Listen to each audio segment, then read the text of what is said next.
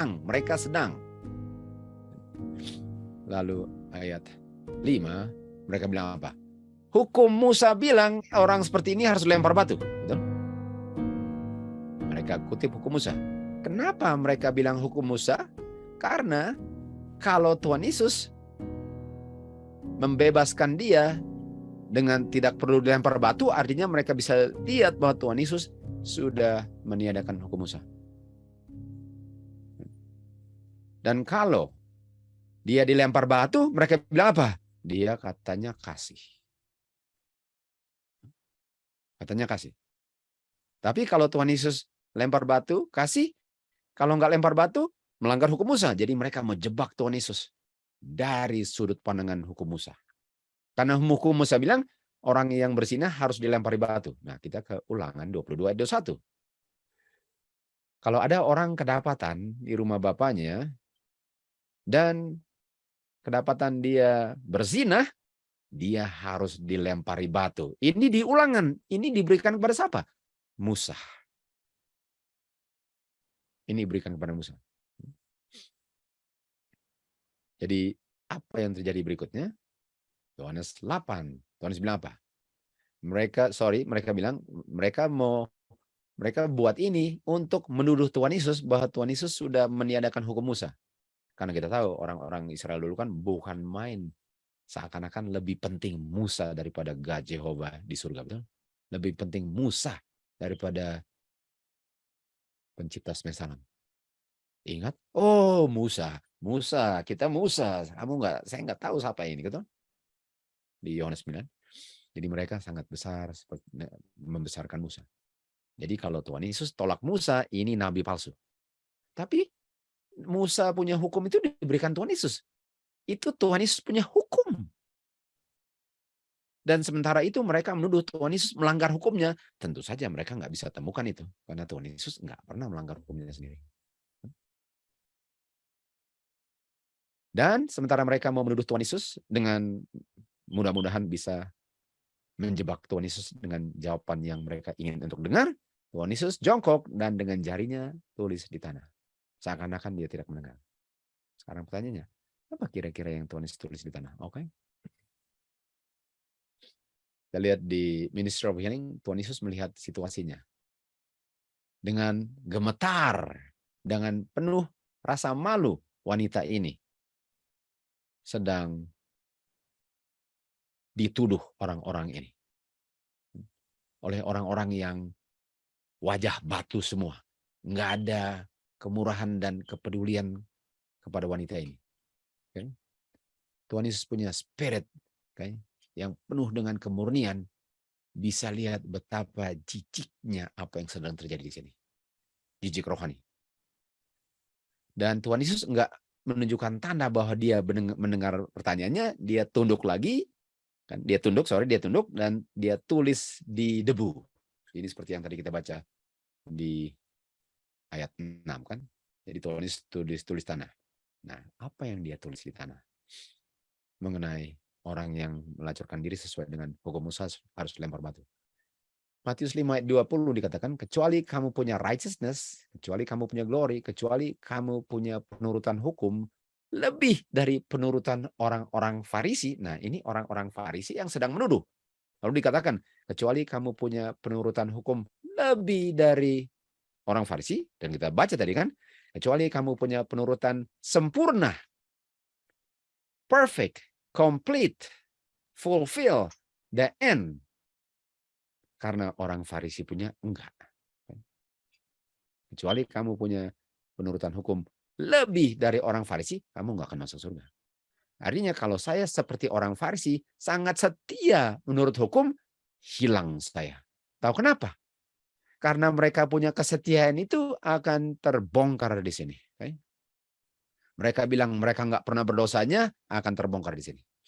Waktu Tuhan Yesus tulis kan, dan ini yang Tuhan Yesus tulis. Prinsip ini dia tulis.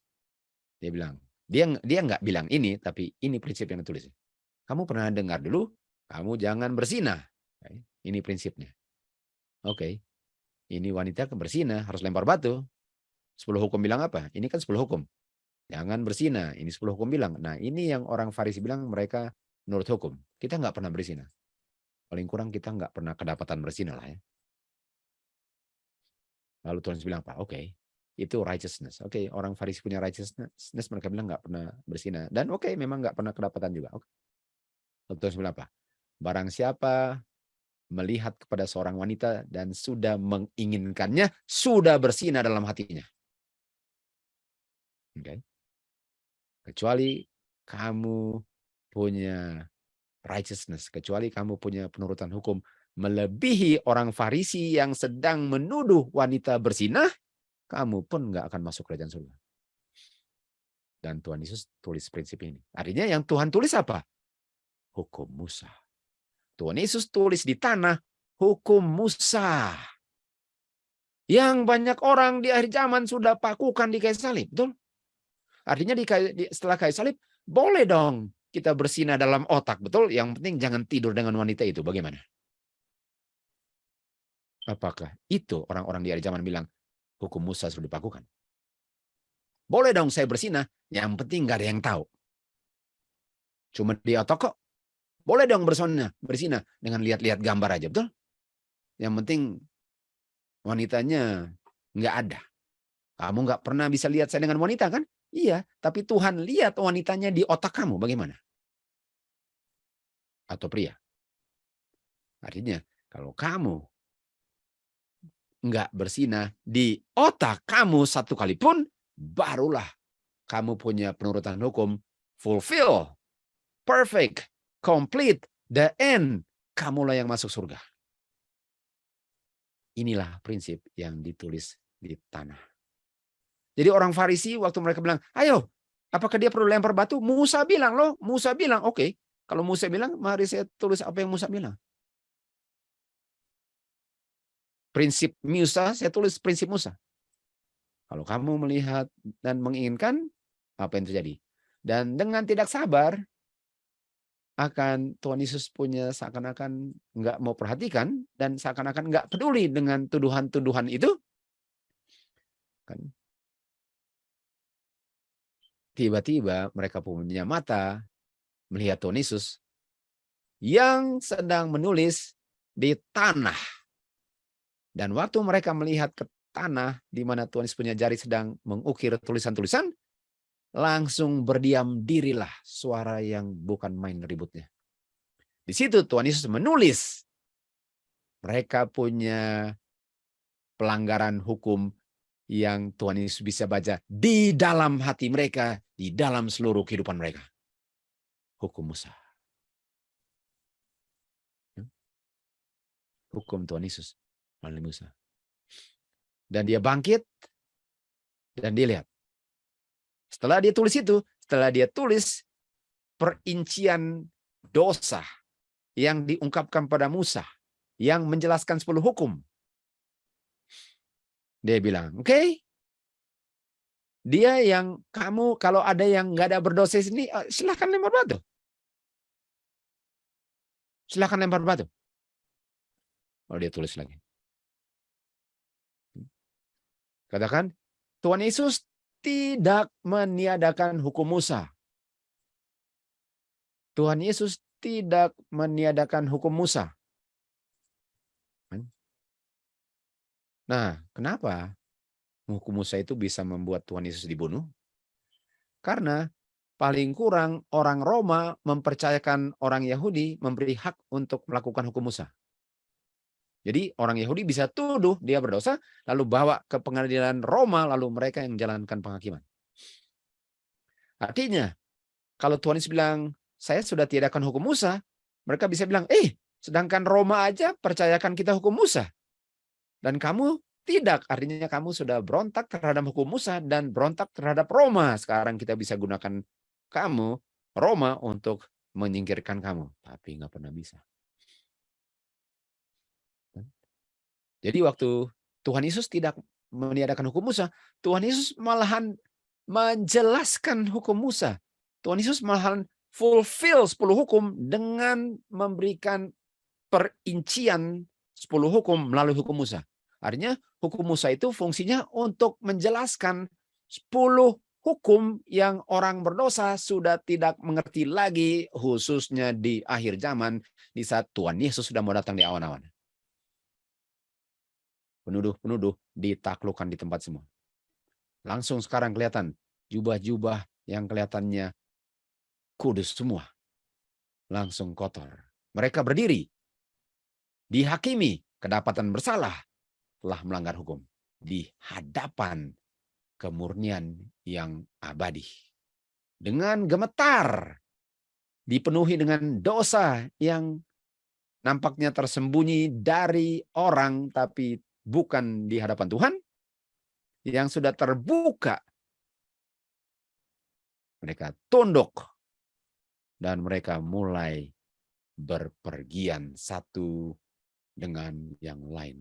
Meninggalkan orang yang kedapatan bersinah dengan juru selamat yang sangat peduli kepada orang yang berdosa. Tuhan Yesus bangkit melihat kepada wanita. Tuhan Yesus bilang, di mana kamu punya penuduh-penuduh ini? Enggak adakah orang yang menghakimi kamu? Wanita ini bilang, enggak ada Tuhan. Kemana semua mereka?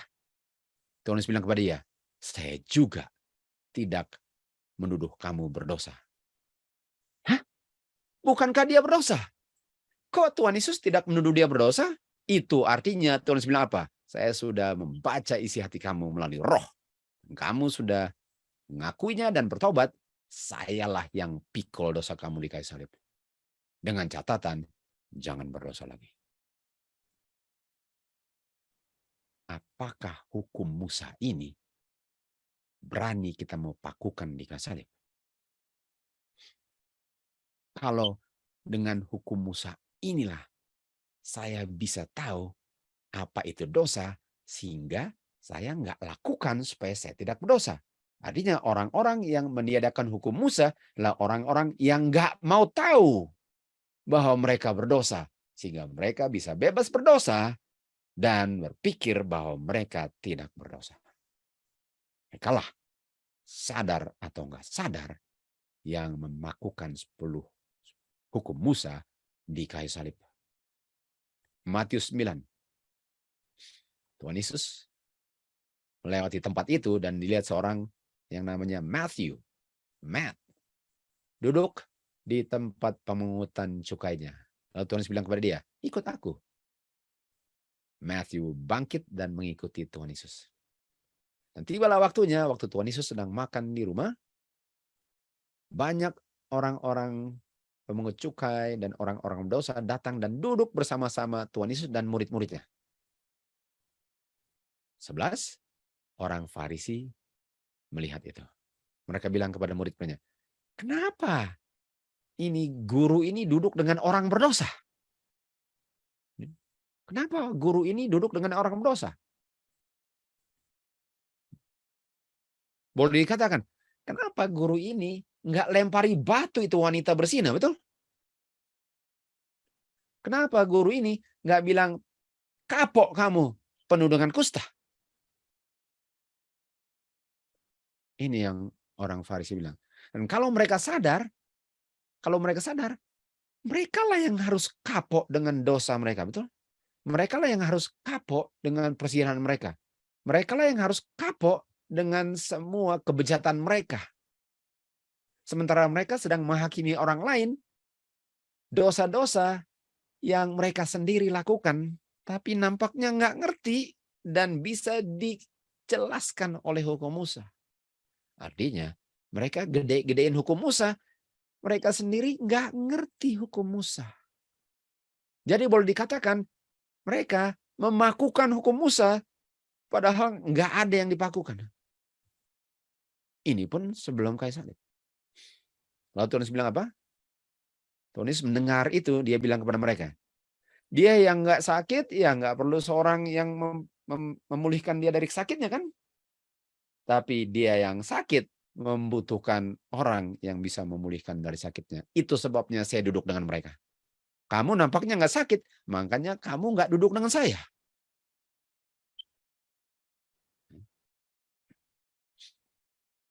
Ayat 13. Lalu dibilang apa? Tapi pergilah dan belajar apa artinya ini. Selanjutnya. Pergilah dan belajar apa yang saya baru bilang artinya. Kamu ngerti nggak dia bilang apa? Saya datang untuk kasih mercy. Bukan korban. Saya datang untuk mengampuni, bukan membinasakan. Artinya, apa gunanya kamu bilang kamu nggak butuhkan saya, tapi kamu kasih korban-korban? Apa gunanya kamu melakukan semua korban-korban seremonial itu, tapi kamu tidak membutuhkan mercy? Apa gunanya itu? Karena untuk mercy ialah untuk menurut. Kan? Untuk menurut. Untuk menurut ialah Tuhan Yesus bilang apa? Jangan berdosa lagi. Saya tidak menghakimi kamu. Saya sudah berikan kemurahan. Lalu dibilang apa? Jangan berdosa. Artinya saya datang untuk mengampuni supaya kamu jangan berdosa. Sementara kamu cetak dosa terus, makanya kamu lakukan ini sacrifices terus. Nah, mari kita lihat kutipan berikut.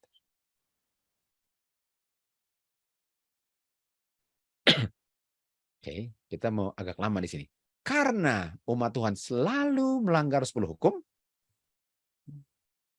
karena umat Tuhan selalu melanggar 10 hukum, 10 hukum diulang kembali di Sinai.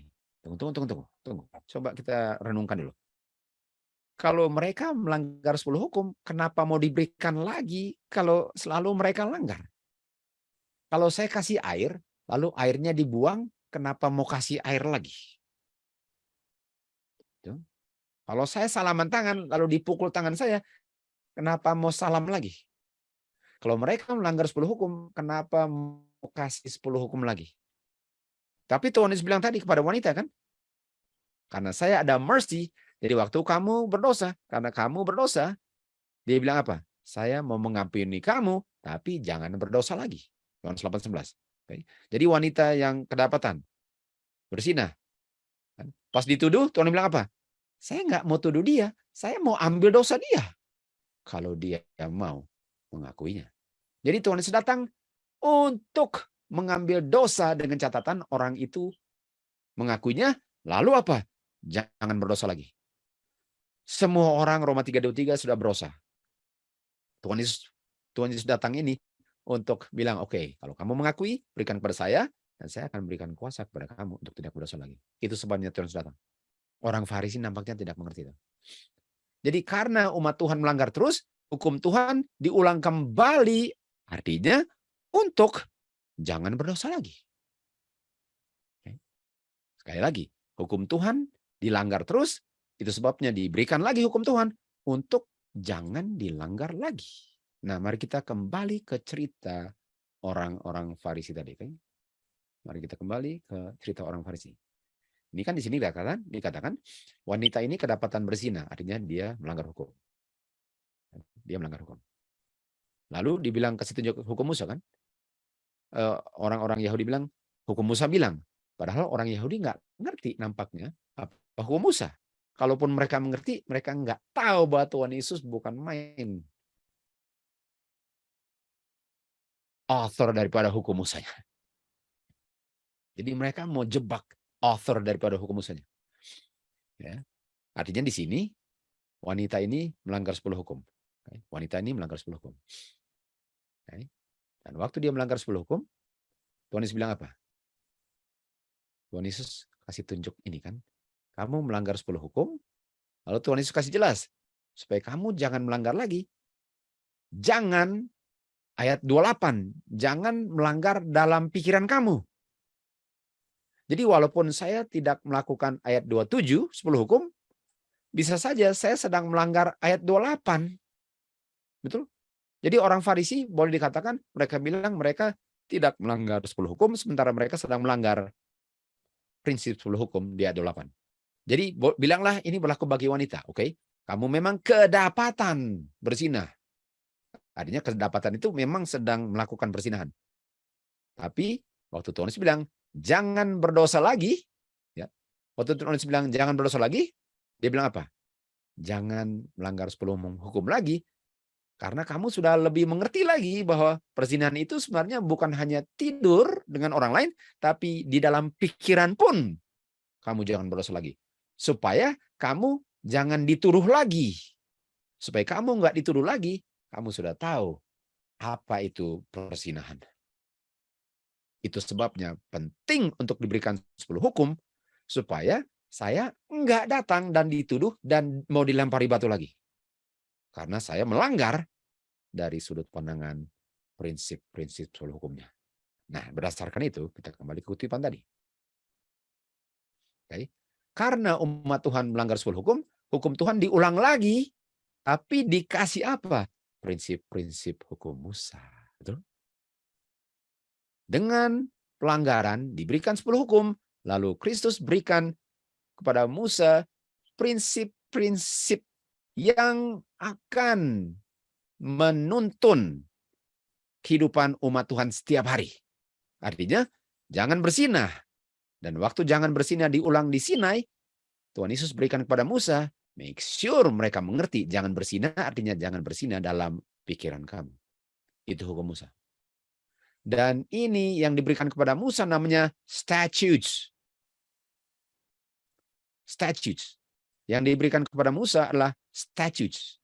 Artinya 10 hukum diberikan dengan statutes, dan statutes ini mengklarifikasi apa itu 10 hukum, sehingga saya bukan hanya nggak tidur dengan yang bukan istri saya, tapi di dalam pikiran saya pun tidak menginginkan istri orang lain. Itu hukum Musa. Ini namanya statutes yang diberikan bersama-sama dengan 10 hukum. Bedanya 10 hukum diucapkan Tuhan, hukum Musa diberikan Tuhan kepada Musa. Lalu Musa tulis, lalu dia bacakan kepada umat Israel. Itu namanya hukum Musa. Sebenarnya hukum Musa artinya hukum Tuhan yang diulang dan didengar melalui Musa. Statutes ini tentu saja diberikan untuk menjaga agar 10 hukum tidak dilanggar. Statutes ini bukan bayang-bayang yang dipakukan di kayu salib. Bukan bayang-bayang. Kenapa? Karena setelah kayu salib masih berlaku dong. Karena kalau dipakukan di kayu salib artinya boleh dong bersinar dalam otak, yang penting jangan kedapatan tidur dengan orang lain. Tuh. Artinya ini statutes hukum Musa tidak berakhir di kayu salib. Dan statutes ini berlaku selama ada waktu. Well, nggak pernah nggak ada waktu. Dan waktunya berlangsung selama-lamanya. Artinya selama-lamanya dia berlaku. Sebagaimana 10 hukum berlaku, hukum yang diberikan kepada Musa sama lamanya berlakunya, yaitu nggak ada ujungnya.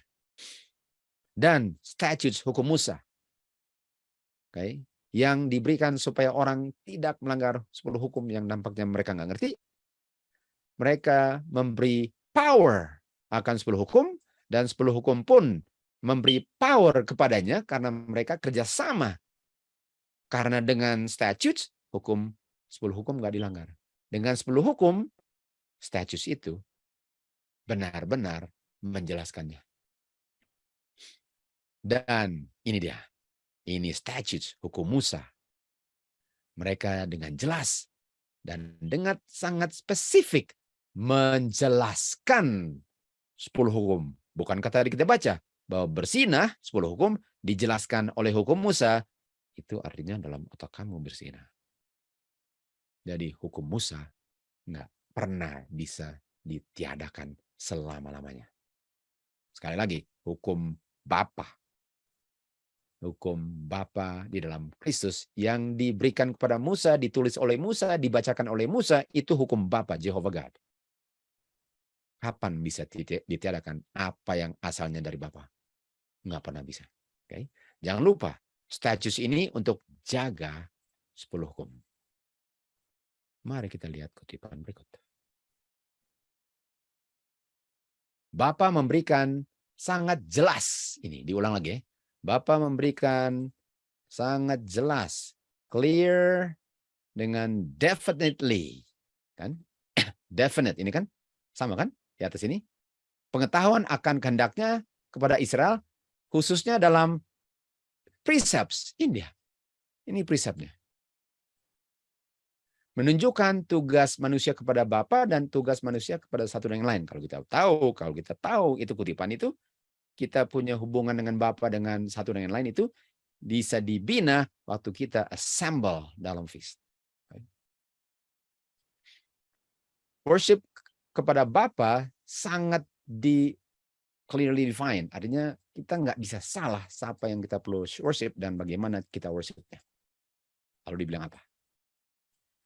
Special system rites dengan ceremonies di-establish. Yang akan memastikan umat Tuhan diingat antara umat Tuhan. Artinya, rites dengan ceremonial law itu dibuat supaya umat Tuhan ingat Bapa. Nah, sekarang saya mau tanya. Kalau rites dengan seremoni diberikan untuk ingat Bapa, kapan boleh lupa Bapa? Kapan boleh lupa Bapa? Dan kalau kalian bilang, itu dipakukan. Oke, artinya nggak boleh ingat Bapa lagi, betul? Nah, saya akan kasih tunjuk apa yang dipakukan nanti. Apa yang dipakukan. Dan rites and ceremony ini, precept, law of Moses, statutes, rites and ceremony, kan? Binding forever, menjelaskan 10 hukum, membuat orang ingat Bapa. Oleh sebab itu, rites and ceremony diberikan untuk guard dan protect 10 hukum. Artinya, hukum Musa, statutes, rites and ceremony itu sama dengan 10 hukum. Yaitu dia malahan lebih menguraikan arti 10 hukum. Nah, kalian bilang, "Oh, tapi rites and ceremony sudah berakhir di kayu salib." Jangan takut, ada jawabannya semua itu. Kalau belajar, nggak ada yang nggak perlu tahu. Yang nggak perlu tahu itu kalau nggak belajar. Artinya rites and ceremonies itu sama dengan hukum Musa, sama dengan statutes. Nggak ada bedanya. Dan itu tidak berakhir di kayu salib. Apa? Precepts-nya, prinsipnya. Prinsip daripada upacara-upacara yang di ujungnya kematian domba, prinsipnya berlaku walaupun membuatnya tidak lagi. Kita akan jelaskan nanti.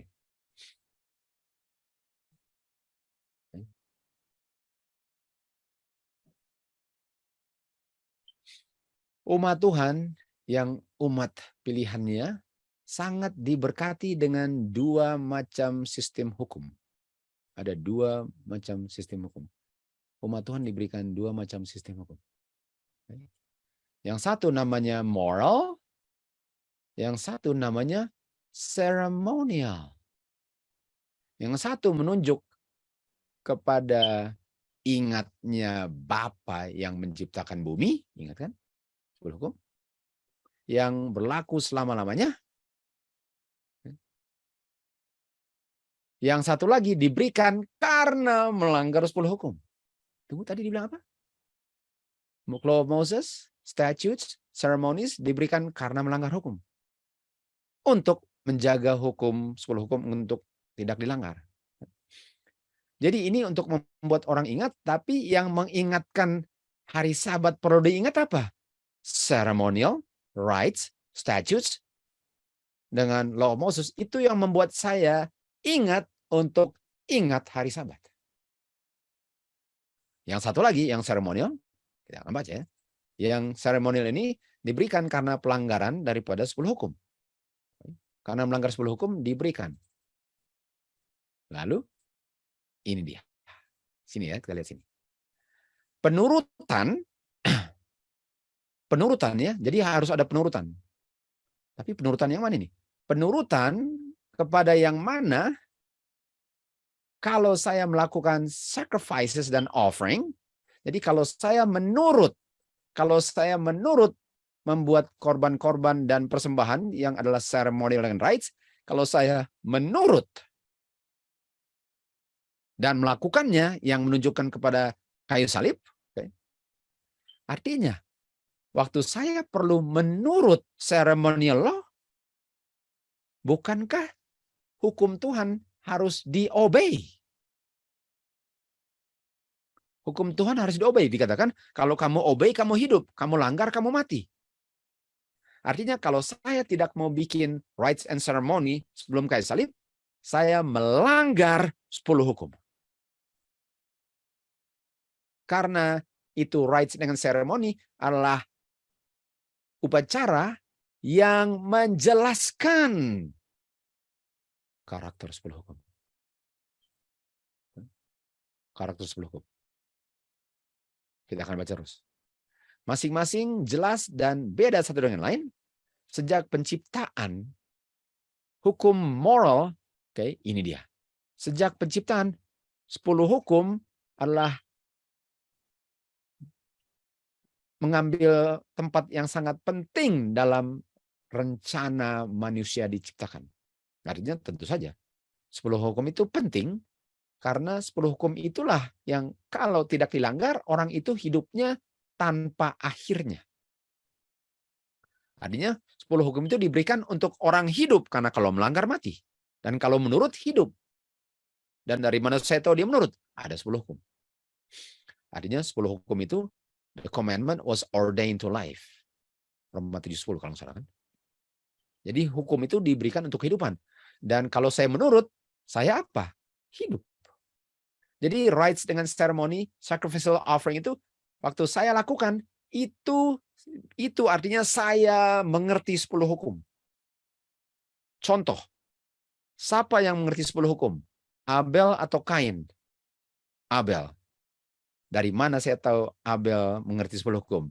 Bukankah dia bikin ceremonial law? Siapa yang tolak 10 hukum? Kain. Dari mana saya tahu Kain tolak 10 hukum? Dia nggak mau bikin ceremonial law. Siapa yang hilang? Kain. Kenapa? Karena dia enggak menurut 10 hukum dalam bentuk ceremonial law. Siapa yang selamat?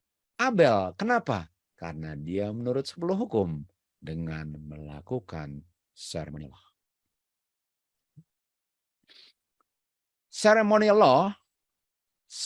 law ini, rights ceremonial law, ceremonial law adalah jawaban, ceremonial law ini adalah jawaban daripada tujuan tertentu dalam rencana keselamatan manusia. Nah, kalau bicara tentang keselamatan, artinya kata keselamatan sama dengan enggak hilang, enggak binasa, enggak melanggar 10 hukum. Karena di Matius 1:21, orang yang selamat adalah orang yang dibebaskan dari pelanggaran hukum. 1 Yohanes 3:4 atau bebaskan dari dosa. Artinya rencana keselamatan ialah untuk orang menurut. Dan ceremonial law inilah untuk orang yang harusnya hilang, nggak perlu hilang dengan mereka menurut dan tidak melanggar. Artinya ceremonial law itulah pengungkapan penurutan 10 hukum. Dan sistem simbol sacrifice dengan offerings ini, sistem simbol dan sacrifice di-establish agar melalui perayaan-perayaan ini, waktu mereka melakukan ceremonial law, orang berdosa bisa melihat Tuhan Yesus sebagai pengganti, merciful, dan memenuhi tuntutan hukum yang harusnya saya yang penuhi. Saya yang penuhi. Sekarang saya tanya, apakah itu hanya berlaku di sebelum kayu salib? Setelah di kayu salib, saya nggak perlu bikin sesuatu yang mengingatkan Tuhan Yesus punya kayu salib. Betul, kita nggak bunuh domba lagi. Betul. Seremonial itu bunuh domba, betul. Tapi prinsip seremonialnya berjalan terus tanpa ada bunuh dombanya. Karena yang dipakukan di salib bukan prinsip seremonialnya, ceremonial law, bukan hukum Musa, bukan statutes, bukan judgment.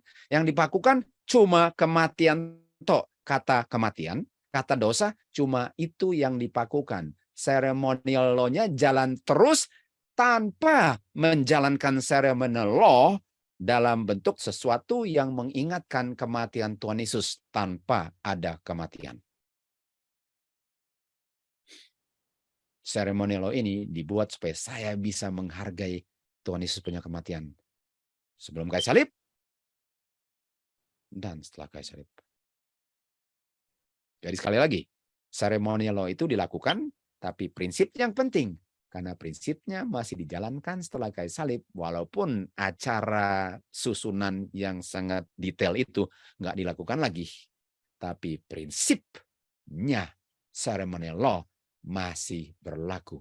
Karena di mana atau kapan saya tidak perlu melihat korban Tuhan Yesus yang sangat berharga bagi kehidupan manusia. Tapi orang-orang Yahudi sangat dibutakan dengan kesombongan dan dosa mereka. Mereka nggak bisa lihat Tuhan Yesus waktu mereka korbankan domba. Untuk mereka korbankan domba, mereka nggak bisa lihat kayu salib. Waktu Kristus yang dilambangkan persembahan-persembahan datang, mereka tolak dia. Lalu dikatakan, ceremonial law ini, hukum Musa, itu glorious. Nah, kalau kita ke Roma 3 ayat 23 dikatakan, semua orang telah berdosa dan come short of the glory. Glory adalah karakter Bapa. Ceremonial law itu mengungkapkan karakter Bapa. Glory adalah image. Glory adalah karakter Bapa. Glory itu diungkapkan di dalam 10 hukum. Dan 10 hukum itu dijelaskan oleh ceremonial law, statutes, hukum-hukum Musa. Sacrifice offering itu menjelaskan the love daripada kasih Bapa yang diungkapkan dalam hukum-hukum ini. Glorious. Okay. Nah, kalau ceremonial law itu glorious, artinya ceremonial law itu enggak ada dosanya. Karena yang enggak glory itu dosa. Jadi ceremonial law itu kehidupan untuk melakukan itu untuk tidak berdosa. Untuk tidak berdosa. Nah, saya tahu di ujungnya ada kematian. Karena memang harus ada yang mati. Dan kematian itulah ceremonial law itu diberikan untuk orang yang hidup untuk menghargai kematian, dan kematiannya harus terjadi karena kematian itulah kenapa saya berterima kasih untuk ada ceremonial law, kenapa saya bisa hidup. Dan itu diberikan melalui Tuhan Yesus waktu dia di Sakaria 6 ayat 13 counsel dengan Bapaknya untuk menolong dalam keselamatan atau ketidakbinasaan atau ketidakberdosaan. Artinya ceremonial law ini untuk orang tidak berdosa. Adam melihat ceremonial law waktu dia bunuh domba sebagai penderitaan hasil dosa Adam terhadap hukum Bapa. Artinya Adam sudah melihat kayu salib melalui domba-domba yang harus mati. Musa sudah melihat kayu salib melalui domba-domba. Abraham sudah melihat kayu salib melalui domba-domba. Makanya Tuhan bilang kepada orang-orang Farisi, kenapa kamu membunuh saya? Musa nggak membunuh saya, dia sudah lihat saya. Dia sudah lihat saya. Artinya waktu dia kasih korban, Musa sudah bisa lihat. Adam sudah bisa lihat. Abraham sudah bisa lihat kayu salib. Dan makanya mereka dengan setia melakukan ceremonial law, karena itulah pengungkapan hukum Tuhan punya kebaikan sehingga saya tidak binasa. Itu Yohanes 3:16. Dan itu diganti dengan kenyataannya Tuhan Yesus mati kayu salib. Artinya ceremonial law itu adalah kayu salib sebelum kayu salib. Yohanes 3:16 ialah kayu salib sebelum kayu salib. Dan yang ditiadakan hanyalah kematian. hanyalah catatan hutang, hanyalah dosa. Selain itu, prinsipnya selama-lamanya berjalan untuk selama-lamanya tanpa ada ujungnya.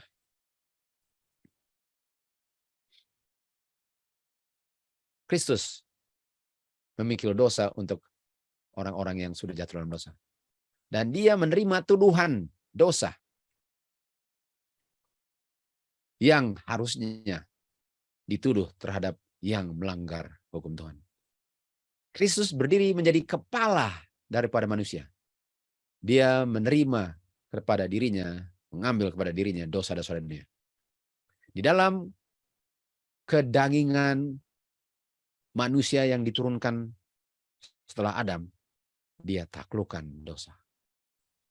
Dia recognize the claims daripada hukum Yahudi. Dia recognize, dia nggak tiadakan sampai kematiannya. Waktu Tuhan Yesus punya kematian, sudah menggantikan domba punya kematian. Jadi yang nggak ada lagi setelah kayu salib adalah domba punya kematian, Tuhan Yesus punya kematian, saya punya dosa, kan? Saya punya kematian tidak ada lagi. Saya punya kematian nggak ada lagi di kayu salib, kalau saya terima ya. Saya punya kematian nggak ada lagi, saya punya dosa tidak ada lagi, saya punya pelanggaran tidak ada lagi, saya punya catatan hutang harus bayar kematian nggak ada lagi. Nggak ada lagi. Di kayu salib berakhir dengan catatan saya terima. Itu yang ditiadakan. Tapi prinsip ceremonial law-nya jalan walaupun nggak perlu dijalankan sebelum kayu salib, karena itu diganti dengan sesuatu yang lain. Prinsipnya diganti. Di dalam dia punya mujizat, dia sembuhkan orang kusta. Dia bilang, pergi ke imam-imam. Dan itu sangat sesuai dengan apa? Hukum Musa. Artinya, Tuhan Yesus sangat menyetujui atau sangat konfirmasi hukum Musa. Tidak pernah dia tunjukkan bahwa itu sudah ditiadakan. Tapi kalian bilang, itu sebelum kayu salib. Kalian sudah lihat tadi, bahwa prinsip itu berlaku selama-lamanya. Karena itu diberikan Tuhan Yesus. Apakah Tuhan memberikan hukum yang ditiadakan? Apakah ada hukum yang dari sumber kehidupan? Apakah ada yang keluar dari sumber kehidupan yang ada kematiannya? Enggak. Kematian itu hasil saya punya pelanggaran. Apakah ada hukum yang keluar dari kehidupan yang bisa ditiadakan? Enggak. Yang ditiadakan adalah dosanya, kematiannya, catatan hutangnya, bukan hukumnya. Bukan hukumnya. Orang-orang yang mengaku pelajar-pelajar Alkitab bisa menghargai more fully, lebih jelas lagi. Orang-orang Israel kuno punya pengertian-pengertian tentang ceremonial ordinances. Kalau kita belajar Alkitab, kita bisa menghargai ceremonial law yang dituntut untuk dijalankan. Kalau mereka benar-benar orang Kristen, mereka siap untuk acknowledge bahwa itu ceremonial law, itu kudus dan penting, walaupun itu adalah bayang-bayang yang digenapi. Walaupun bayang-bayang yang digenapi. Nah, kenapa dibilang bayang-bayang, Dan? Karena yang mengambil dosa Tuhan Yesus, bukan domba. Tapi sebelum Tuhan Yesus datang, itulah penggantinya. Itulah penggantinya. Jadi hanya diganti saja dari bayang-bayang ke kenyataan. Tapi bayang-bayangnya sama dengan kenyataannya, walaupun bayang-bayang bukan kenyataan. Jadi bayang-bayang itu sangat mirip dengan kenyataannya. Bayang-bayang pohon itu 100% dengan bentuk pohon. Jadi moral law itu dibayang-bayangi oleh ceremonial law yang mana bayang-bayang pohon sama dengan pohon. Sama dengan pohon. Artinya waktu saya terima pohon, itu sama dengan terima bayang-bayangnya, karena bayang-bayangnya 100% nggak ada bedanya dengan pohonnya. Jadi dengan terima pohon, saya nggak buang bayang-bayang. Saya cuma bilang, sekarang saya bikin pohonnya. Tapi prinsip bayang-bayang ada di pohonnya karena nggak ada bedanya. Yang nggak ada cuma apa? Ada kematian. Kematian itu nggak ada hubungan dengan hukum Tuhan. Hukum Tuhan memberi kehidupan. Kematian itu melanggar hukum Tuhan. Artinya kalau saya melanggar hukum Tuhan, itu yang nggak ada lagi. Itu yang tidak ada lagi. Tapi prinsip moral law yang ada di ceremonial law jalan terus. Waktu saya sudah terima moral law, karena waktu saya terima moral law dan saya tidak melanggarnya, karena saya tidak melanggar ceremonial law. Dan itu sebabnya nggak perlu ada kematian lagi. Kematian itu nanti 1000 tahun kemudian akan diberikan kepada yang melanggar 10 hukum dan melanggar statutes, ceremonial law, law of Moses. Kematian Tuhan Yesus memberikan orang-orang Kristen pengetahuan yang benar mengenai sistem daripada seremoni ini. Moses nggak bikin hukum. Kalau dibilang ini Musa punya hukum, Musa nggak pernah bikin hukum. Tuhan yang berikan kepada Musa statutes dengan tuntutan-tuntutan untuk bisa hidup tidak berdosa dalam kehidupan umat Tuhan hari demi hari. Orang-orang Kristen membuat satu kesalahan yang sangat mengerikan dengan bilang bahwa hukum Musa ini, hukum Musa itu nggak baik. Di mana hukum Tuhan nggak baik? Hukum Musa itu hukum Tuhan. Di mana saya bilang, itu dipakukan, itu nggak baik. Di mana hukum Tuhan perlu dipakukan? Di mana? Kalau law of Moses itu untuk tidak melanggar 10 hukum, kapan saya mau pakukan yang menolong saya tidak melanggar hukum? Dan mereka bilang apa? Ini beda dengan Injil dan misi Kristus datang ke dunia ini. Seakan-akan mereka bilang, hukum Musa bermusuhan dengan 10 hukum. Kalau hukum Musa bertentangan dengan 10 hukum, kenapa dan Tuhan Yesus menganjurkan untuk orang kusta menjalankan Law of Moses? Kenapa Tuhan tulis Law of Moses? Supaya wanita ini nggak dilempari batu. Jadi orang-orang Kristen dari zaman, mereka bilang, ini dipakukan semua. Kayu salib, buang semua. Dengan mereka buang semua ini, mereka tidak sadar. Mereka sedang buang 10 hukum.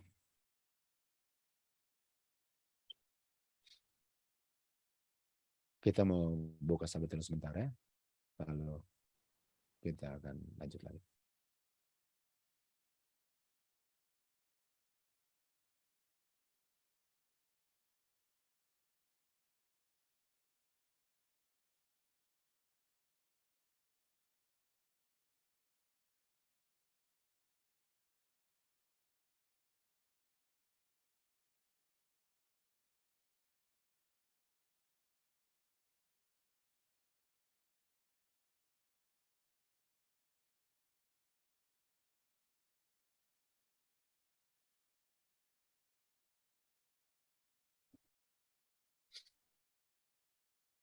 Oke, kita lanjut lagi.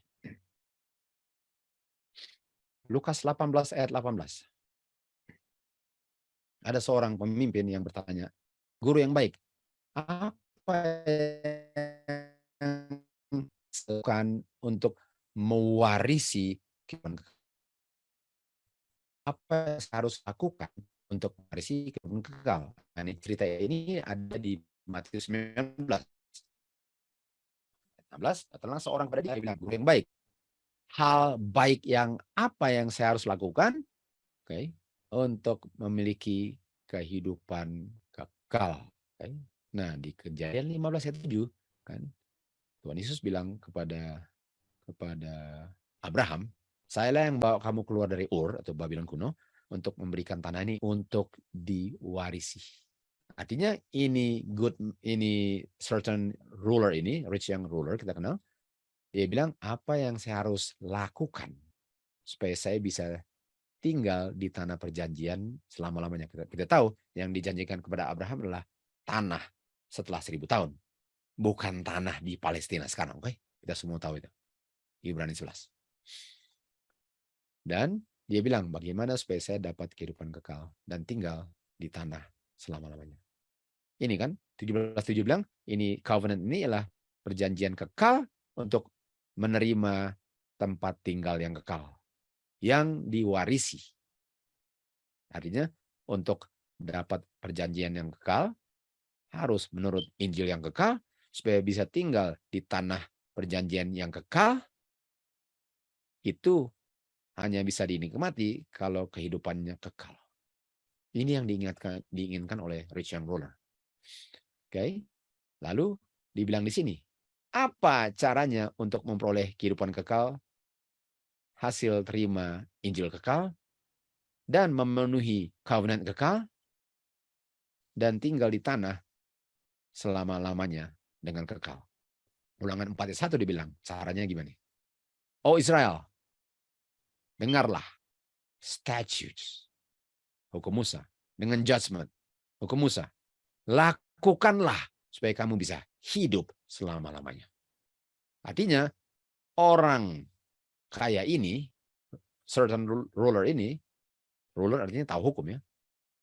Kalau dia mau tinggal dengan Abraham selama-lamanya di tanah perjanjian yang dijanjikan kepada Abraham dan keturunannya, dia harus melakukan statutes dengan judgment hukum Musa. Kalau dia mau live di everlasting possession.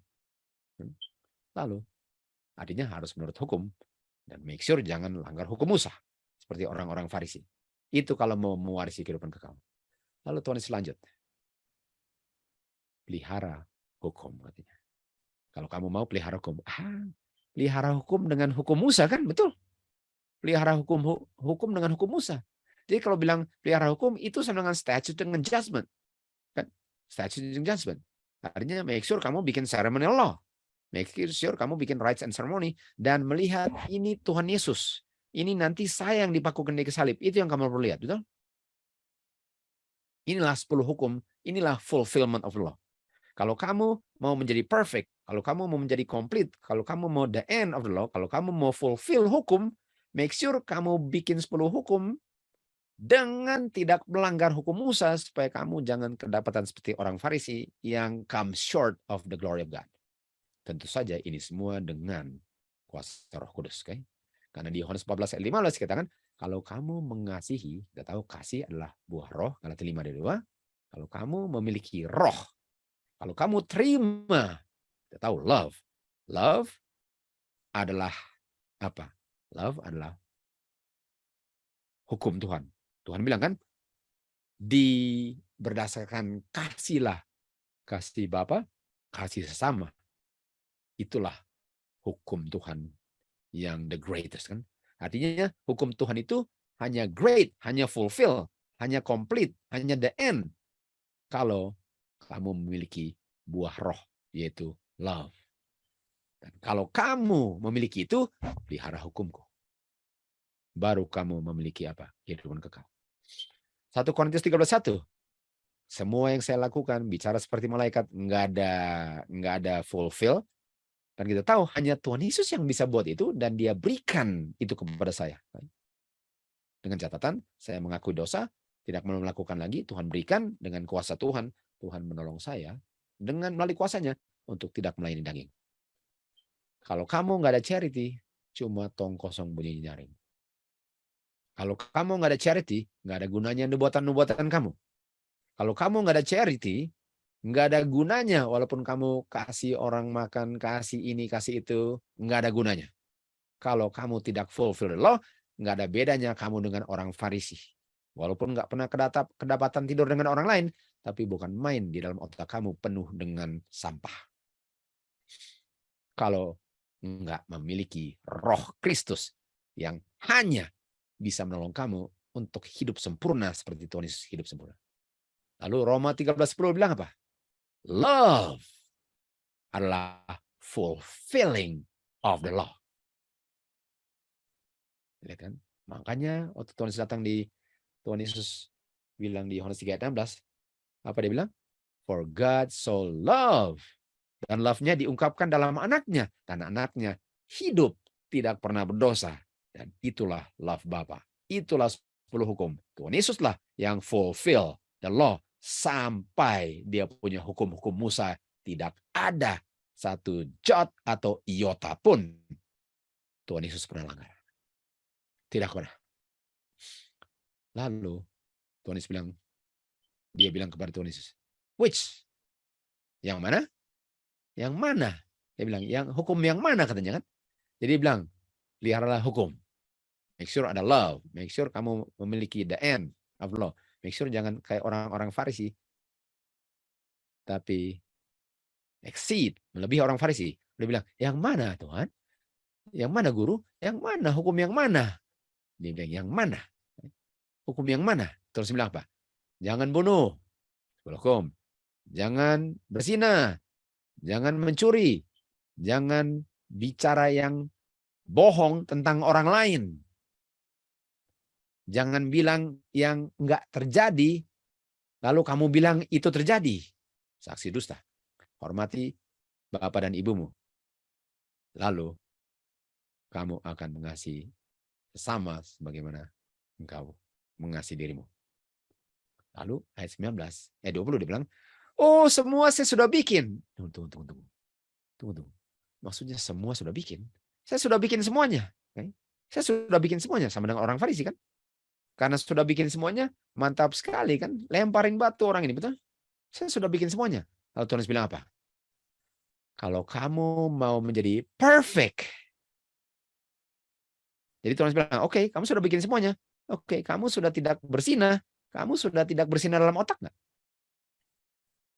Kamu nggak bunuh. Oke, kamu sudah, nanti kita akan baca apa artinya membunuh. Untuk mencuri. Tahu nggak, kita bisa mencuri dengan kita mengaku orang Kristen, tapi karakternya seperti setan. Itu mencuri karakter nama baik Tuhan. Untuk bohong ialah saya pengikut Kristus. Kok karakternya bukan seperti Kristus? Saya sudah saksi dusta. Kalau saya bilang saya orang Kristen, lalu saya punya kehidupan melanggar hukum, saya telah saksi dusta, telah mencuri kemuliaan Tuhan. Dan kalau saya dalam otak saya berzina tapi nggak pernah kedapatan dengan wanita, saya telah berzina. Tuhan bilang, kalau kamu mau perfect, kalau kamu mau benar-benar menurut 10 hukum dengan catatan semua hukum Musa kamu ngerti dan dengan kuasa Tuhan kamu tidak lakukannya, barulah datang dan ikut saya. Apa complete? Apa artinya kata perfect? Apa? Complete. Dan ingat kan tadi, complete. Complete ini sama dengan apa? Tuhan Yesus fulfill. Nah, mari kita lihat di sini. Dan di sini dibilang 5046 ya, dan 5046 adalah complete. Tapi di sini ada juga 5056, asal usul daripada 5046, 5056. Dan 5056 apa? The end of the commandment is charity, love. The end sama dengan apa? Kalau bilang the end of the law adalah righteousness. Artinya, Tuhan datang untuk buat apa? The end, complete, perfect, fulfill. Tuhan Yesus datang untuk tunjukkan kalau menurut hukum ini. Jangan hanya bilang-bilang nggak berzina, padahal dalam otak berzina. Jangan bilang kamu nggak membunuh, padahal kamu sedang membunuh dengan kamu membenci orang tanpa alasan. Jangan bilang kamu nggak bohong, sementara kamu bohong karena kamu bilang kamu pengikut Kristus, tapi karakternya nggak ada beda dengan setan. Itu namanya complete. Kalau kamu mau sempurna, bikin semua itu. Ini dia. Jadi, apakah untuk komplit harus jangan tiadakan hukum Musa? Apakah bisa tiadakan hukum Musa, lalu saya memperoleh kehidupan kekal atau mewarisi kehidupan kekal kalau saya pikir saya nggak berdosa, padahal bukan main percetakan dosanya non-stop 24 jam. Terus lagi, Matius 5 ayat 20. Kecuali kamu punya penurutan hukum melebihi orang Farisi, kamu nggak akan masuk surga. Kecuali kamu punya righteousness, adalah perfect, complete, charity, the end, kamu nggak akan masuk surga sama-sama dengan orang Farisi yang nggak bertobat. Ini dia bilang, kamu nggak boleh membunuh. Kan Tuhan Yesus bilang, jangan membunuh. Saya katakan, kamu nggak boleh membunuh. Lalu bilang ini yang dijelaskan oleh statutes. Kalau kamu marah pada saudaramu tanpa alasan, kamu sudah membunuh. Lalu ayat berikutnya, jangan bersinah. Sudah baca tadi kan? Kalau kamu melihat wanita dan menginginkannya, kamu sudah bersinah. Apa? Ingat hukum Musa dengan statutes-nya, dengan judgments-nya. Ingat hukum Musa. Dan sampai di akhir zaman, sebelum Tuhan Yesus datang, akan mengingatkan umat Tuhan akan hukum Musa. Jawabannya, orang-orang yang memiliki roh dengan powernya Elia lah yang akan mengabarkan ini untuk mengingatkan umat Tuhan bahwa Tuhan Yesus sudah mau datang. Jangan kedapatan seperti orang Farisi. Pikir nggak berdosa, padahal percetakan dosa. Buku Maliaki dikatakan, saya akan kirim Elia. Dan Elia inilah karakter daripada pekerjaan Elia akan dilakukan. Mereka yang mempersiapkan kedatangan Tuhan Yesus kedua kali diwakili oleh Elia yang setia. Dan apa yang Elia akhir zaman setia lakukan?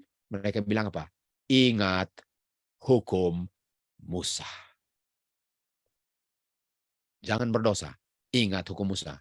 Apa Elia akhir zaman bilang? Jangan pakukan hukum Musa. Jangan buang rites and ceremony punya prinsip setelah kayu salib. Yang dipakukan adalah kematian, dosa, dan catatan hutang.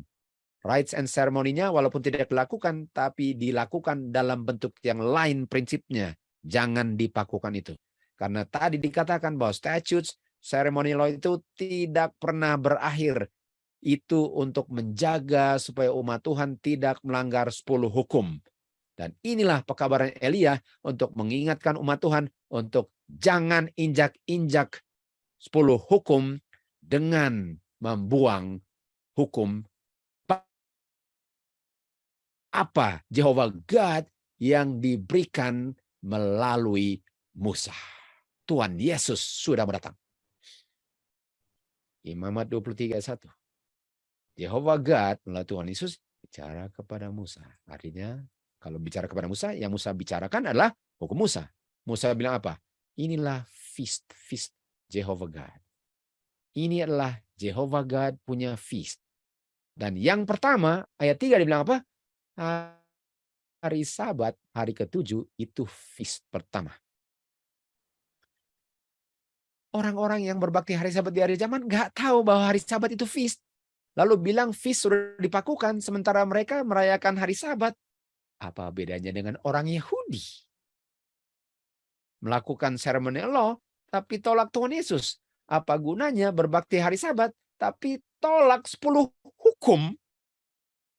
Karena tolak ceremonial law, karena tolak statutes dengan judgment, saya tolak 10 hukum. Apa gunanya hari Sabatnya? Kalau orang-orang Yahudi yang dengan setia hari Sabat masuk sinagog lah yang pakukan Tuhan Yesus. Apa bedanya? Lihat sini. Waktu bilang ingat hari Sabat, dikatakan di sini ya. Waktu orang-orang dengan sangat berhati-hati mencari dan menggali untuk lihat persis kapan sih mulai hari Sabatnya? Kapan sih mulai hari Sabatnya? Lalu dikatakan apa? Bapa telah membuat hari Sabatnya untuk bumi yang bulat ini. Excuse me. Bumi ini nggak ceper, oke? Bumi ini bulat. Dan waktu hari ke-7 datang ke bumi yang bulat ini, didikte oleh matahari yang adalah rules the day, yang ada di siang hari. Di seluruh bangsa yang lihat itu, silakan mulai memelihara hari Sabat. Artinya, kalau mau tahu kapan mulai hari Sabatnya, di mana pun kamu berada, lihatlah waktu matahari terbenam, bukalah hari Sabatmu. Artinya, hari Sabat ini ditentukan oleh apa? Matahari. Dan ini adalah feast di mana mulainya ditentukan matahari. Artinya inilah feast setiap minggu. Setiap minggu. Hari Sabat adalah feast setiap minggu. Karena feast adalah di mana orang datang bersama-sama, makan firman Tuhan. Lalu habis itu makan makanan yang melambangkan firman Tuhan untuk kesehatan. Bukan untuk rasa enak walaupun penuh dengan racun. Sekarang, hari Sabat adalah feast yang ditentukan matahari. Artinya setiap minggu. Setiap hari ke-7. Kan? Di Kejadian 1 ayat 14 dikatakan, Tuhan menciptakan terang di langit untuk memisahkan gelap dan terang. Dan biarlah mereka menjadi tanda, menjadi musim-musim, dan menjadi untuk menentukan hari dan menentukan tahun. Kita tahu yang menentukan hari apa? Matahari. Apa ini season musim? Apa ini musim? Jadi terang di langit musim apa? H4150. H4150 bilang apa? Festival. Pertemuan. Waktu yang ditetapkan. Pertemuan. Waktu yang ditetapkan. Feast. Feast. Artinya, ini feast ini nomor 1. Hari ke-7 ditentukan matahari. Hari Sabat itu feast yang ditentukan matahari. Untuk tahu kapan mulainya. Dan yang lain apa? Oke, yang lain kita belum baca. Di Kejadian 1:16 ada 2 terang, 1 rule the day, kan rule the day tadi kan dibilang rule the day, matahari kan yang rule the day, yang dibuat ini that rules the day, matahari yang rule the day, dan yang satu rule the night, okay? Rule the night, lesser light, rule the night itu kita tahu bulan, okay? Bulan. Jadi kalau hari Sabat saya bisa tahu waktu matahari terbenam. Kapan saya tahu? Karena kita tahu feast itu ditentukan bulan pertama, lalu 50 hari setelah dari hari kebangkitan Tuhan Yesus, lalu bulan ke-7, hari ke pertama, hari ke-10, hari ke-15 sampai dari 2 kan? Jadi dari mana saya tahu ini bulan ke-7? Kalau harinya dalam bulan saya hitung matahari. Dari mana saya tahu mulai bulannya? Nah, kalau kata ini bulan apa? Nah, kalau ini bulan apa, yang tentukan apa dan? Ya bulan lah. Namanya aja bulan, artinya ditentukan bulan, betul? Oke. Artinya apa? Ayat 4. Inilah feast 4150. Pertemuan kudus yang kamu akan proklaim di musim-musimnya. Dan musim apa? Feast 4150. Mazmur 104:19 dibilang apa? Dia telah menetapkan bulan sebagai penentu kamu punya feast musiman. Sementara Tuhan telah menetapkan matahari sebagai penentu feast mingguan. Ini dia. Okay. Dan apa hubungannya dengan Law of Moses ini? Nomor 1, diberikannya melalui Moses. Apakah ini statutes? Oke, kita baca terus. Jadi kita tahu feast-nya adalah apa? Passover, unleavened bread, first fruit, wave seed, first fruit Pentecost, blowing trumpets, Day of Atonement, Feast of Tabernacle. Okay? Lalu Imamat 17 ayat 7. Dia bilang apa? Ini feast ini adalah apa? Statutes.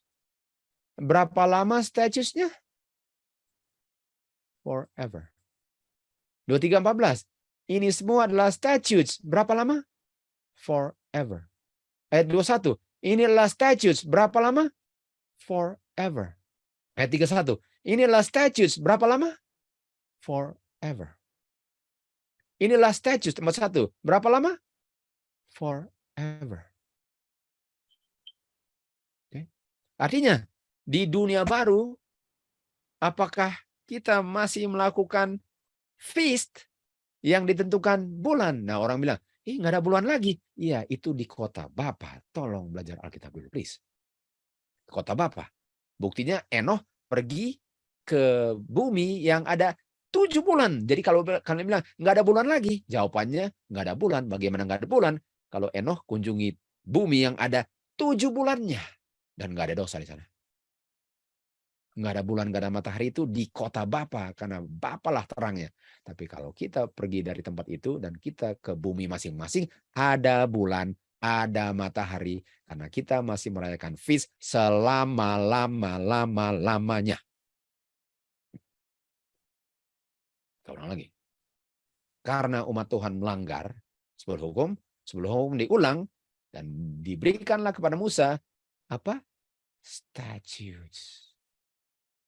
Artinya apakah diberikan feast? Jadi pertanyaannya, kalau feast diberikan supaya saya jangan melanggar sebuah hukum. Nah, pertanyaan saya. Jadi ada berapa feast? 1, 2, 3, 4, 5, 6, 7.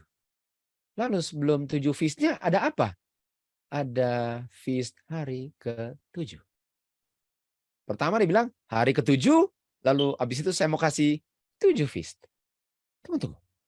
Dan kalau kalian hitung dia punya Holy Convocation, ada 7 Holy Convocation. Belum ngomong dia punya Jubilee. Jubilee itu ada 7 tahun Sabat, sehingga menjadi 49 tahun, terdiri dari 7 tahun Sabat. Lalu Jubilinya berikutnya itu 50, dan 50 itu tahun pertama, dan tahun pertama itu Day of Atonement-nya dibunyikan trompet, dan di Day of Atonement pada tahun pertama dirayakannya benar-benar hari ke-7. Jadi ini feast banyak sekali ya, angka 7-nya seperti hari Sabat hari ke-7. Jadi feast ini dibuat untuk jelaskan 10 hukum yang mana ya kalau banyak 7-nya. Jadi kalau kita buang feast, tolong bertobat dan jangan buang lagi. Kalau kita buang seremonial law punya prinsip, tolong bertobat dan jangan buang lagi. Tuhan masih terima pertobatan. Ini sebabnya Elijah akhir zaman mengabarkan supaya terjadi pertobatan sama dengan orang-orang di Israel di sebelah utara. Mereka sudah menyembah other gods karena sudah tidak memelihara hukum Tuhan lagi. Dan dikembalikanlah mereka karena ada pekabaran Elijah. Ini statutes forever. Karena melanggar 10 hukum, Tuhan Kristus berikan kepada Musa statutes. Dan statutes ini supaya tidak melanggar 10 hukum. Dan statutes ini bukan bayang-bayang yang berlalu di kayu salib. Bukan. Mereka selama-lamanya berlaku dan mereka menjelaskan 10 hukum. Sekali lagi, umat Tuhan diingatkan. Tunggu. Umat Tuhan diingatkan apa? Ingat hari Sabat. Sekali lagi, umat Tuhan diingatkan tentang hari Sabat. Kalau orang bilang, saya nggak pernah lupa hari Sabat. Ini sama dengan Tuhan bilang, kamu harus ikut firmanku untuk tidak jadi budak. Mereka bilang, kita nggak budak, kita keturunan Abraham kok. Jadi waktu dibilang ingat hari Sabat, oh saya nggak perlu ingat hari Sabat. Ini orang berbakti hari Minggu harus ingat hari Sabat, betul? Oke, mari kita lihat. Bagaimana caranya untuk umat Tuhan ingat hari Sabat? Apa yang Tuhan berikan kepada Musa untuk umat Tuhan menerima hari ke-7? Jawabannya, Jehovah God memberikan feast supaya umat Tuhan tidak lupa hari Sabat. Artinya, kalau saudara-saudara tidak mau lakukan feast, saudara-saudara tolak Jehovah God. Kalau saudara-saudara tolak feast, saudara-saudara tolak hari Sabat, dan jangan heran kalau terima tanda binatang. Pelajaran lain itu. Dan mereka perlunya untuk apa? Untuk assemble. Dan apa? Kenapa diberikannya? Untuk menjadi kutuk? Semua feast tahunan yang kita baca tadi diberikan untuk the good, bukan evil. Waktu manusia diciptakan, Kejadian 1:31 dibilang, it was very good. Feast ini diberikan untuk the good of Israel, supaya jangan lupa hari Sabat. Supaya mereka bisa menjadi kudus dan memelihara hari yang kudus Jangan lupa feast, statutes, judgment, law of Moses, precept, seremonial punya prinsip. Tanpa di ujungnya harus ada kematian. Hukum-hukum ini, hukum-hukum Musa ini dicatat oleh Musa. Dicatat oleh Musa. Dan disimpan sebagai fondasi hukum negara. Dan bersama-sama artinya bersama-sama dengan 10 hukum. Jadi ini precepts, ini hukum Musa ini, yaitu feast salah satunya. Ini precept 10 hukum ini, ini hukum Musa ini bersama-sama dengan 10 hukum diberikan, hukum Musa ini diberikan untuk mengilustrasikan 10 hukum, sudah ngerti kan? Untuk mengilustrasikan 10 hukum supaya orang bisa mengerti 10 hukum, dan 10 hukum ini adalah syarat mau tinggal selama-lamanya di tanah perjanjian. Artinya kalau saya tolak feast, saya tolak hukum Musa, saya tolak semua itu, saya bilang dipakukan semua itu, saya hanya pelihara 10 hukum, saya nggak sadar bahwa saya sudah buang 10 hukum, dan saya sudah tidak memenuhi syarat untuk tinggal di tanah perjanjian selama-lamanya. Ini dia, harus saya buktikan. Dia bilang apa? Musa bilang, kamu harus lakukan statutes dengan judgment, agar kamu bisa hidup dan tinggal di tanah perjanjian yang dijanjikan pada Musa selama-lamanya. Kalau kamu lakukan statutes, judgment, hukum Musa, feast. Bapa memanggil semua pekerjanya dalam misi untuk meninggikan standar. Meninggikan standar artinya meninggikan lebih dari orang Farisi. Jangan cuma berbakti hari Sabat aja. Yang penting hari ketujuhnya udah ke gedung. Bukan. Harus lebih tinggiin. Lebih dari orang-orang Farisi. Kecuali kamu punya righteousness lebih dari orang Farisi. Tuhan di akhir zaman bilang, kamu harus lebih tinggi standarnya dari orang Farisi. Untuk menunjukkan mereka punya kepedulian akan tuntutan untuk memelihara hari Sabat. Artinya hari Sabat hanya bisa dipelihara kalau kita tingkatkan standarnya. Sekarang saya tanya, bagaimana saya bisa tingkatkan pemeliharaan hari Sabat saya kalau dari lahir udah dibawa hari ke-7 ke gedung yang dibilang gereja? Lalu dikatakan di sini, dari tempat ini publikasi dikirim dan pekerja-pekerja untuk keluar dan mengabarkan hukum-hukum Tuhan. Dan pentingnya, bagaimana hukum Tuhan itu dengan prinsip yang benar bisa ada pengaruhnya terhadap umat Tuhan, dan dia punya prinsip-prinsip dan contoh kehidupan itu lah yang membuat hari Sabat benar-benar hari Sabat. Artinya hari Sabat itu bukan karena harinya dan di gedungnya. No, saya punya kehidupan bangun tidur sampai tidur itu menunjukkan hari Sabatnya. Dan saya tunjukkannya bukan hanya pada hari Sabat, setiap hari. Bukan karena sudah hari Sabat nggak kerja, saya sudah pelihara hari Sabat. No, not at all. Lalu dikatakan, standar hari Sabat nggak boleh diletakkan sangat rendah. Seperti orang Farisi. Sehingga orang yang menerima kabaran hari Sabat, mereka nggak tahu mereka sedang melanggar hari Sabat, sementara mereka pikir mereka sedang pelihara hari Sabat. Lebih baik, jauh lebih baik orang-orang ini nggak pernah dengar kebenaran dan masih dalam kegelapan sampai yang mengabarkan hari Sabat bisa menghidupkan hari Sabatnya setiap nafas kehidupan mereka. Sampai mereka punya righteousness melebihi righteousness daripada orang-orang Farisi. Sampai orang-orang hari Sabat jangan hanya karena hari ketujuhnya, tetapi Dari setiap prinsip-prinsip statutes, judgment, law of Moses, semua prinsip ceremonial law, semuanya sebagaimana Kristus berdiam dalam saya melalui rohnya, barulah pekabaran itu akan mereka terima dalam kepenuhannya, komplitnya, perfectionnya. Ada orang-orang yang melihat orang-orang ini, apa sih pengaruh yang mempengaruhi mereka dari pekabaran yang mereka kabarkan? Apakah yang mereka kabarkan mereka hidupkan?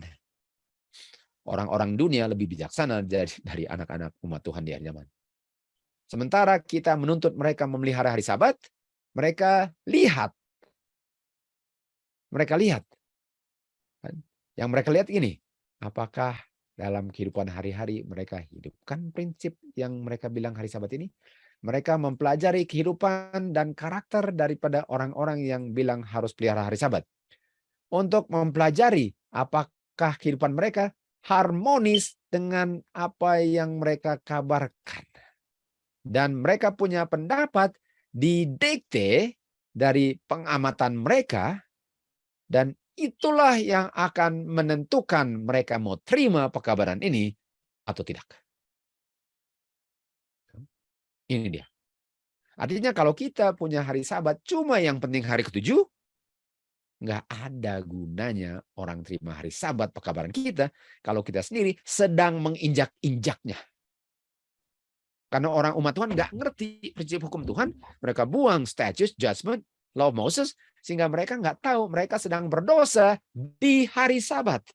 Sementara orang Yahudi sedang menjaga kekudusan hari Sabat, mereka bilang kita harus cepat tinggalkan kayu salib, sudah mau masuk hari Sabat. Sementara mereka baru pakukan Tuhan Yesus, mereka bilang kita harus jaga kekudusan hari Sabat. Sementara mereka jaga kudusan hari Sabat, mereka bilang Tuhan Yesus punya pekerjaan menyembuhkan orang buta adalah pekerjaan setan. Sementara hari Sabat, mereka rencanakan bunuh Tuhan Yesus, tapi mereka sedang pelihara hari Sabat. Apakah itu yang dunia sedang haus dan lapar untuk tunggu-tunggu dan belum pernah lihat? No, itu mereka sudah lihat. Yang mereka mau lihat, apakah umat Tuhan sudah memenuhi the end of the law, the righteousness of the law. Itu hanya bisa kalau kita melihat semua hukum Tuhan dan merenungkannya, menghidupkannya, membicarakannya dalam assemble, kita saling menguatkan satu dengan yang lain dengan kuasa Roh Kudus. Itulah yang dunia sedang tunggu-tunggu. Dan di saat dunia lihat itu, kita lihat apa yang akan terjadi nanti. Kalau mereka menghidupkan kehidupan mereka sesuai dengan standar Alkitab yang tinggi, bukan yang orang Farisi punya, barulah mereka menjadi terang dunia, kota di atas Bukit Sion. Yesus bilang, Matius 5:14, kamulah terang dunia. Kota di atas Bukit Sion nggak bisa disembunyikan. Ayat 16, biarlah terang righteousness of the law itu menyinari orang di sekitarmu, agar mereka bisa melihat kamulah hasil pekerjaan Kristus di Efesus 2 ayat 10. Dan Bapalah yang dimuliakan di surga dengan hasil pekerjaannya dalam kamu punya pengungkapan hukum yang sempurna dalam kehidupan kamu. Karena kamu tidak tolak dia punya law of Moses. Kamu tidak tolak itu assembly di feast. Kamu nggak tolak semua yang Tuhan berikan untuk saya tidak melanggar 10 hukum. Tuhanlah yang akan tolong orang-orang ini untuk menjadi terang dunia. Paulus bilang di Matius 5:17, jangan pikir saya datang untuk meniadakan hukum. Saya datang untuk menunjukkan apa sih itu hukum Bapa melalui ceremonial law, melalui statutes, melalui judgment, melalui hukum yang diberikan kepada Musa. Semua itu adalah cuplikan daripada karakter-karakter yang dunia sudah haus dan lapar untuk lihat karena selama ini hanya didengar doang. Roma 10 ayat 4. Kristus adalah the end, the fulfillment, adalah complete, perfect daripada righteousness-nya, kemurnian hukum itu. Hanya Roh Kristuslah yang bisa diberikan sehingga kita bisa mengungkapkannya dengan menggunakan kuasa untuk tidak lagi mau melayani daging. Wahyu 18:1. dan dunia ini diterangi dengan kemuliaannya. Lihat ini. Matius 5:16. Dan dunia memuliakan Bapa dengan kamu menerangi dunia. Artinya Wahyu 18:1 yang kita sudah belajar, kita punya seri kapan Babylon jatuhnya sempurna, bahwa dunia mulai diterangi dengan ini. Dan mulai situ Tuhan mulai buka semua yang umat Tuhan sudah pakukan di salib. Statutes, judgment, dia punya law Moses, dia punya glory, righteousness, satu persatu dia buka. Dan kalau kita nggak tolak, tambah lama tambah terang. Tuhan sedang buka pelan-pelan.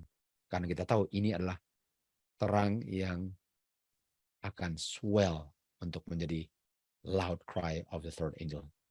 Orang-orang yang sudah dipenuhi benar-benar hanyalah orang-orang yang bisa terima hukum Musa tidak dipakukan. Seremonial punya prinsip masih jalan. Kematian yang dia tidakkan, prinsip seremonialnya dijalankan terus dalam bentuk meat and drink. Karena meat and drink itu mengingatkan, commemorative, artinya mengingatkan kematian Tuhan Yesus. Sementara seremonial menunjuk akan kematian Tuhan Yesus, meat and drink mengingatkan ke belakang kematian Tuhan Yesus. Seremonial menunjuk ke depan kayu salib, meat and drink menunjuk ke belakang kayu salib. Apa bedanya? Bedanya, di sebelum kayu salib harus ada kematian, karena Tuhan sebelum. Setelah kayu salib nggak perlu kematian, karena Tuhan Yesus sudah mati. Prinsipnya jalan yang ditiadakan kematian, dosa, catatan hutang. Kalau kita terima itu, kita akan menerangi dunia dengan yang Tuhan sudah janjikan. Wahyu 18 ayat 2. Dan orang-orang yang sudah terima ini, apa mereka bilang? Babylon sudah rubuh, sudah rubuh. Orang-orang yang diterangi dengan terang daripada the light of the glory of God, yaitu terang daripada semua kebenaran Tuhan yang Tuhan ungkapkan untuk umat Tuhan bisa melihat betapa indah terang itu. Pekabaran mereka, Babylon sudah rubuh, sudah rubuh. Sudah menjadi tempat kediaman iblis, tempat sangkar burung yang najis, dan burung kotor dan burung jahat berdiam di Babylon semua. Ini pekabaran-pekabaran Elia di akhir zaman. Sampai dengan dia bilang, orang-orang di Karmel, datang kemari. Datang dan lihat saya perbaiki mezbah ini. Dengan datang mereka harus tinggalkan mezbah Baal. Keluar dari penyembahan other gods itu. Keluar dari penyembahan misteri Babylon. Ada 3 bapa, kalau cuma 1. Kalau dikatakan apa? Semua bangsa telah dimabukkan dengan doktrin-doktrin palsu hasil percabulan gereja dengan dunia. Lalu ayat 4. Apa? Apa ini bilang?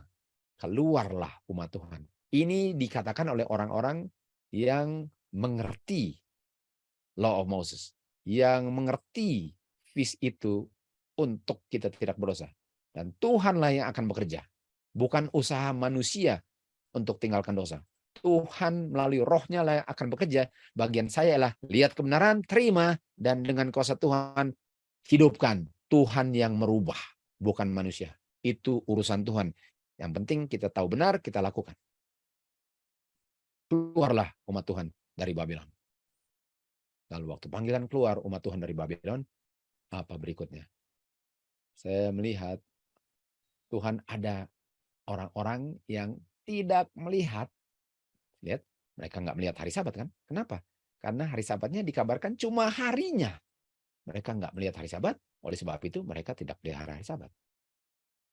Mereka tidak menolak terang hari Sabat karena mereka nggak bisa lihat kebenarannya.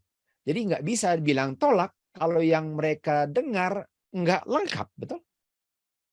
Pada saat mulai troubles time of trouble, dan ini adalah time of trouble sebelum 12:1, umat Tuhan dipenuhi dengan Roh Kudus dan mulai mengabarkan apa? Mereka mulai mengabarkan apa? Hari Sabat. Tunggu, bukankah selama ini sudah mengabarkan hari Sabat? Iya, bedanya hari Sabat yang dikabarkan apa? More fully. More fully. Artinya hari Sabatnya lebih daripada Farisi punya hari Sabat. Hari Sabatnya inilah tentang hukum Tuhan yang full. Hari Sabat ini more full. Yang mereka kabarkan ialah karena mereka terima feast, mereka terima statutes, judgment, law of Moses, mereka ngerti prinsip daripada apa yang tidak dipakukan, dan mereka tahu hanya apa yang dipakukan, mereka bisa kabarkan the Sabbath more fully. Dan ini membuat gereja-gereja dan Advent nominal marah. Karena mereka nggak bisa buktikan ini salah. Karena semua Alkitab dan Roh Nubuat. Makanya marah. Pada saat ini, umat Tuhan yang belum pernah melihat kebenaran yang more full ini, bisa melihat dengan jelas bahwa yang mengabarkannya memiliki kebenaran yang more fully. Dan karena panggilannya keluar umat Tuhan, kalau memang kamu umat Tuhan keluar, kalau nggak umat Tuhan jangan harap keluar. Betul? Umat Tuhan keluar, kalau kamu memang umat Tuhan. Dan umat Tuhan itu dikenal dari mereka terima feast. Mereka terima law of Moses. Mereka terima statutes and judgment. Artinya yang tolak bukan. Mereka yang terima statutes and judgment, mereka bisa lihat kebenarannya karena mereka lihat statutes, judgment, law of Moses, feast, semua ini menjelaskan kebenaran 10 hukum. Mereka keluar dari Babylon. Dan mereka bersama-sama umat Tuhan dianiaya oleh karena kebenarannya. Dan sedikit lagi akan ketemu juru selamat mereka. The end of the law is the end daripada struggle kita di dunia ini. Saya melihat ada umat Tuhan yang berada. Ada umat Tuhan yang jujur di antara nominal Adventist dan gereja-gereja yang sudah jatuh yang lain. Ada umat Tuhan di situ. Dan sebelum Daniel 21 dicurahkan laknat, pendeta-pendeta anggota akan apa? Akan dipanggil keluar. Sekarang saya tanya, artinya di nominal Adventist dengan fallen churches, ada nggak yang terima statutes, judgment, law Moses, dan prinsip ceremony law dengan feast? Ada nggak? Ada. Kenapa? Karena mereka akan dipanggil dari gereja-gereja ini, dan mereka akan dengan senang hati menerima Sabbath more fully. Di saat terang daripada kemuliaan Tuhan Yesus yang diungkapkan di kayu salib, yang sudah bisa dilihat di korban-korban, dan yang dihidupkan kembali melalui feast dalam bentuk meat and drink. Waktu mereka lihat itu, orang-orang yang honest akan tinggalkan gereja-gereja mereka dan bergabung dengan remnant. Apa remnant? Wahyu 12:11. Inilah mereka yang memelihara 10 hukum dalam kurung semua law of Moses dan roh nubuat. Kita harus menempatkan diri kita di mana kita bisa menerima hujan akhir. Karena di tempat pertemuan itulah, disitulah hadirlah Tuhan melalui rohnya. Tempat-tempat seperti camp meetings, tempat-tempat seperti assemblies di home church, tempat-tempat di mana kita memberikan pekabaran untuk menolong orang terima kebenaran, adalah tempat-tempat di mana Tuhan telah tetapkan untuk memberikan hujan awal dan hujan akhir. Jadi di mana Tuhan kasih hujannya? Di tempat kita berkumpul, assemblies, dan assemblies tadi apa? Tempat kita feast, namanya assemblies feast. Dan di assemblies itulah Tuhan curahkan hujannya. Di feast lah Tuhan curahkan hujannya. Nggak ada seorang pun kita akan pernah terima meterai Bapa, sementara karakter kita ada satu cacat noda.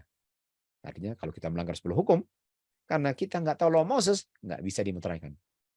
Kita harus membersihkan kita punya jiwa dengan kuasa Tuhan.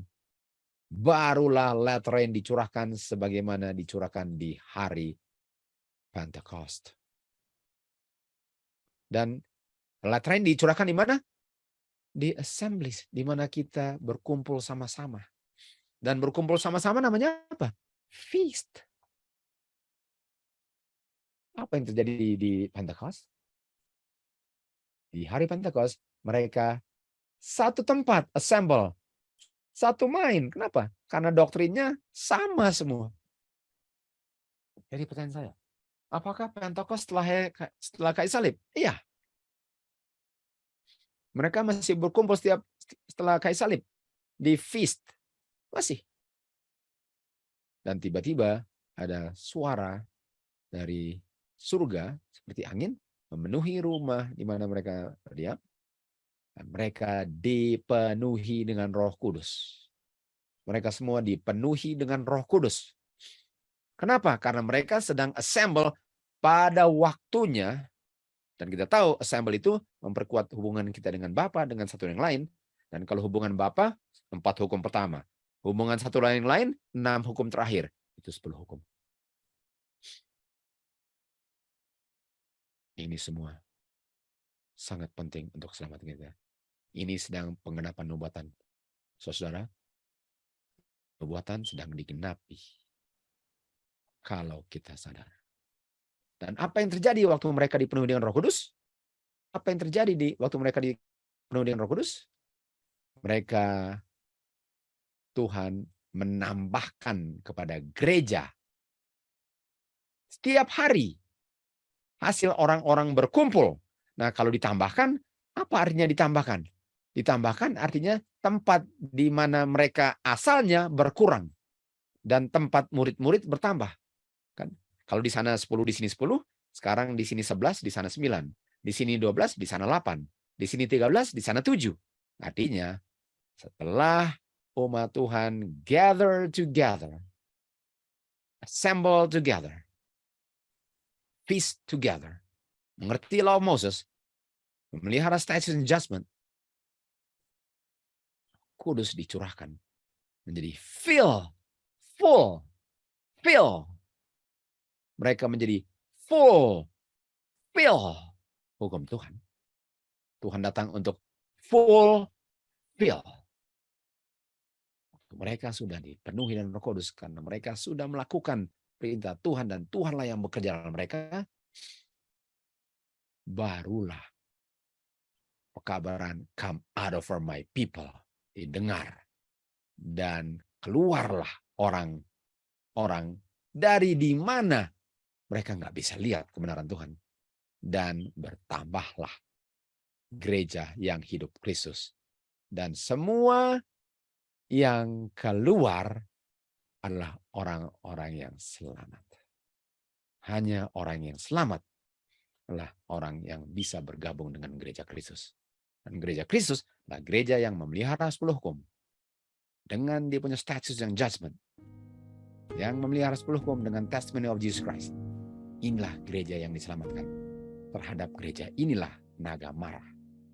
Dan naga akan ditumbangkan pada waktunya oleh kuasa Tuhan. Yang mana sudah dimiliki oleh seluruh gereja Kristus. Yang setia sampai kesudahan. Semoga saudara-saudara sudah diberkati pada hari Sabat ini.